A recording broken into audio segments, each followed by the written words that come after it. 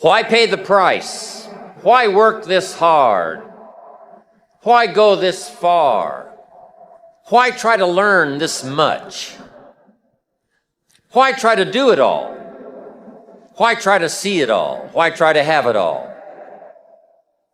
Why do it? Why learn it? Why study? Why put yourself out? Why try to take on this much responsibility?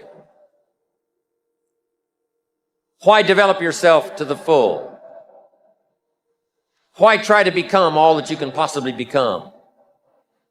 Why try to earn as much as you can earn, share as much as you can share, develop every skill you possibly can, see every human you possibly can, go to every class you possibly can, touch everybody you possibly can? Why do that much? Why go that far? Why share that much? Why give that much away? Why try to see everything? Why try to do everything? Why try to become everything? That's a good question, why? And you're the only one personally that can answer that question for yourself. You've got to have your own list of whys. Here's what I want you to do when you go home after you've left this extravaganza. Work on your list of whys. One of the big thrusts for success is to come up with a strong enough why. In leadership training, here's what we learn. If the why is powerful, the how is easy. But if the why isn't strong, if your goals aren't powerful, if the vision isn't clear, the old prophet said, without a vision we die, without a vision we perish, without a dream we're nothing. From the movie The Professionals, I listened to Bill Heron give his testimony yesterday. From the movie The Professionals, it said, we joined because we believed. We stayed because we were committed. We left because we were disillusioned. But we came back because we were lost. Without a dream, we are nothing.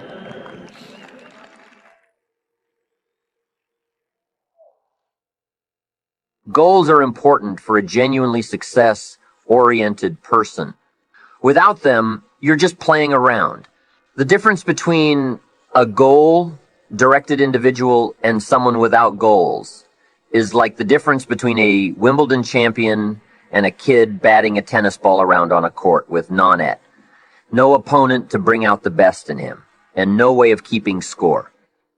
Despite everything that's been written about the importance of goal setting, very few people actually put it into practice.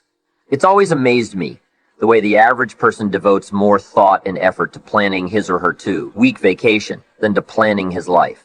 Goals represent challenge in its most positive form. Leaders have their personal goals, as well as those of their organization, clearly in focus.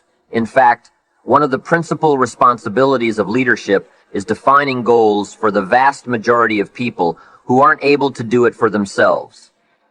Over the years, I've developed some ideas about effective goal setting, and I'd like to share those with you. I also want to point out some traps of goal-directed behavior that aren't usually talked about, but certainly ought to be. When I was a kid, I used to dream what it would be like to buy a ticket on a train and just go someplace. I didn't really think about where I'd be going or how long it would take to get there. I just loved the idea of getting on the train and letting it take me someplace. I guess there's still something appealing about that idea, but it's not really the way you should live your life as a mature human being. When you grow up, you buy a ticket on a train or a plane because you want to go someplace and you know exactly where you're going. You may have to change planes in a different city. Your flight may be canceled, or you may have to switch to another flight.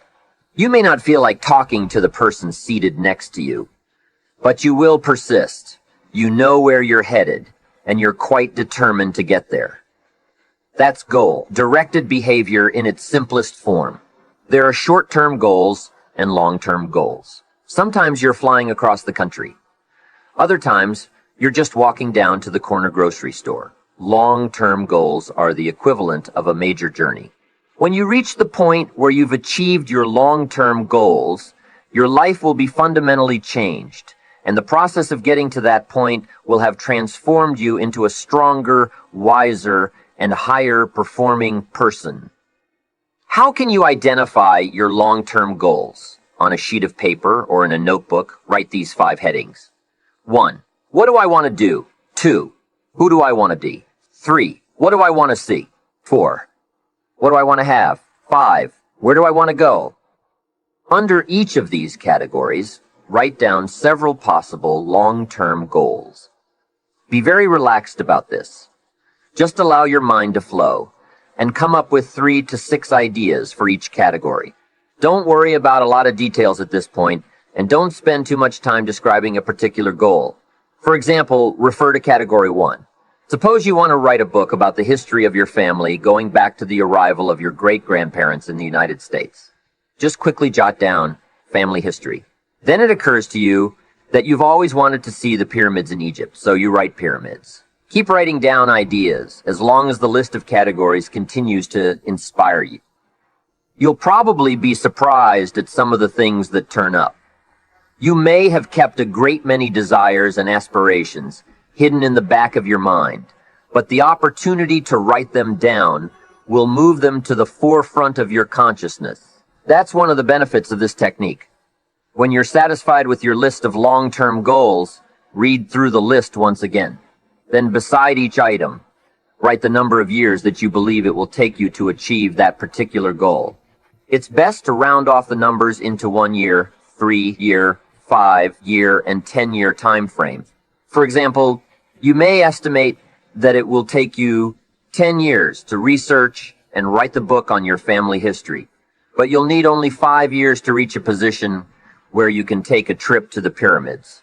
Create a time frame like this for every one of your long-term goals.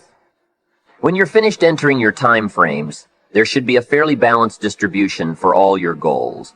If there are many 1 and 3-year objectives, but only a few in the 10-year category, maybe you need to think more about what you really want your life to add up to. What kind of life you really want to build over the long run.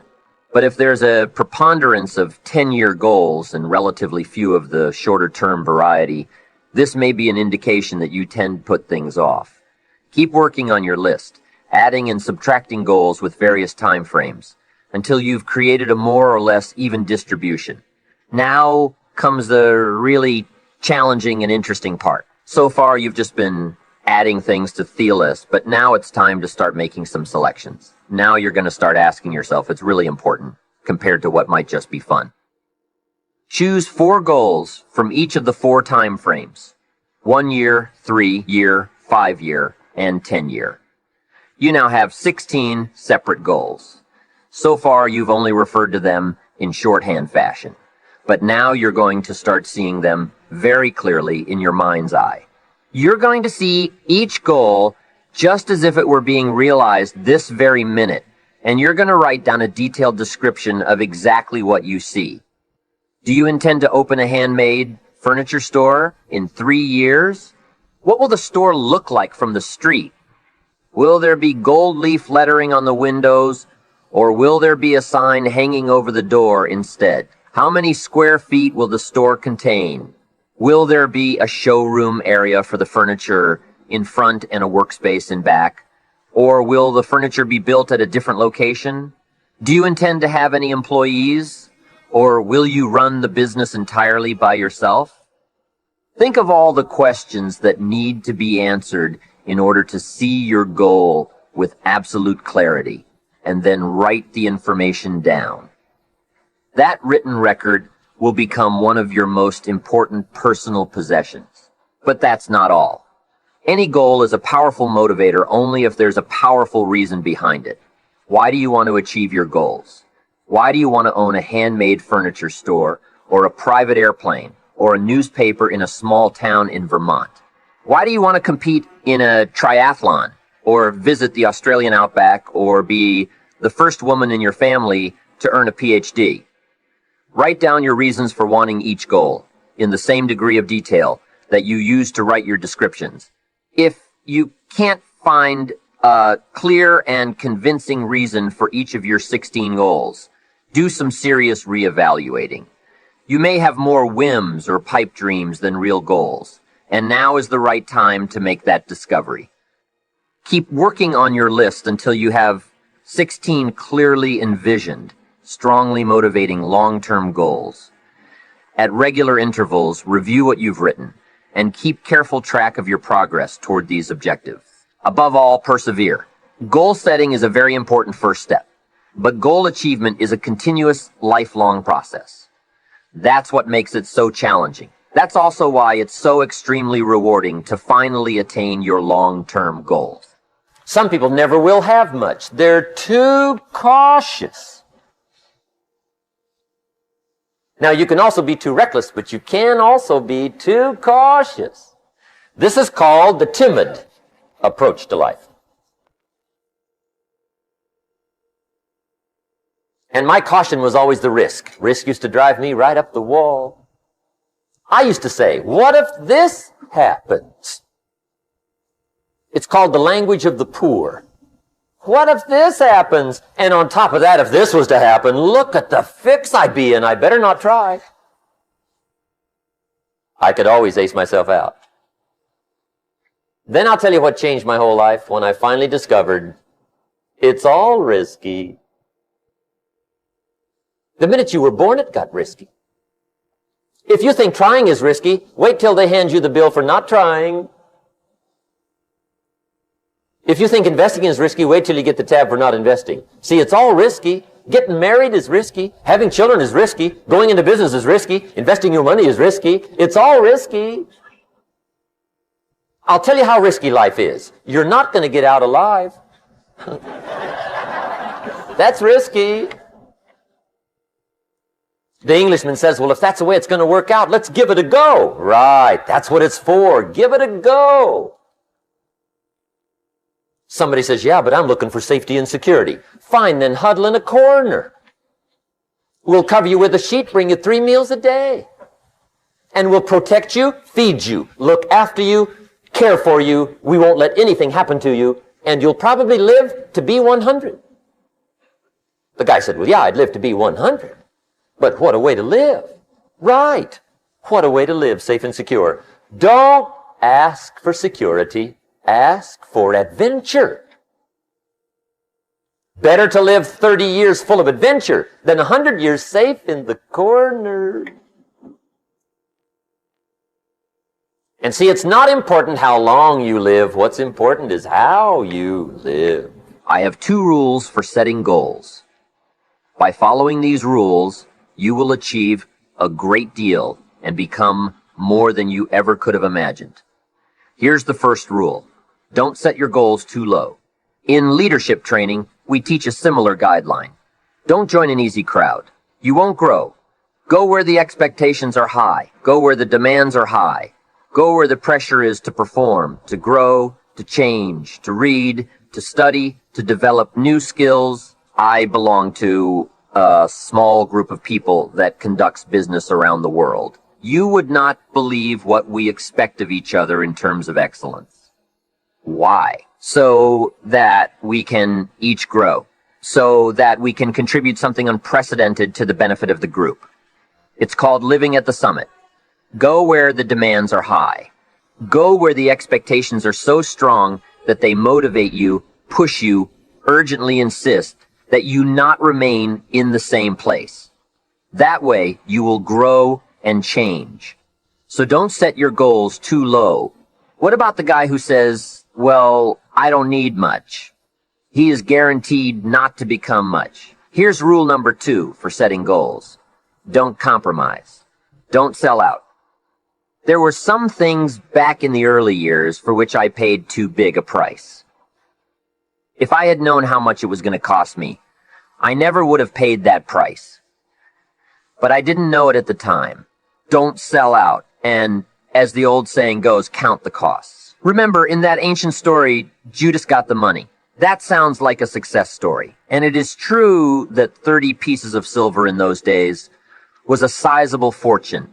But having a name that is synonymous with traitor is not what I would call a success story. Interestingly enough, when Judas got the money after becoming a traitor, he was unhappy. He wasn't unhappy with the money. He was unhappy with himself. You see, The greatest source of unhappiness doesn't come from the outside world. The greatest source of unhappiness comes from within. To alleviate his unhappiness, Judas tried to return the money, but no one would take it back. So he decided to just throw the money away. Why would he throw his fortune away? Because he was so unhappy with himself. Of course, that wasn't the end of the scenario. Throwing his fortune away did not change what Judas had become, a traitor.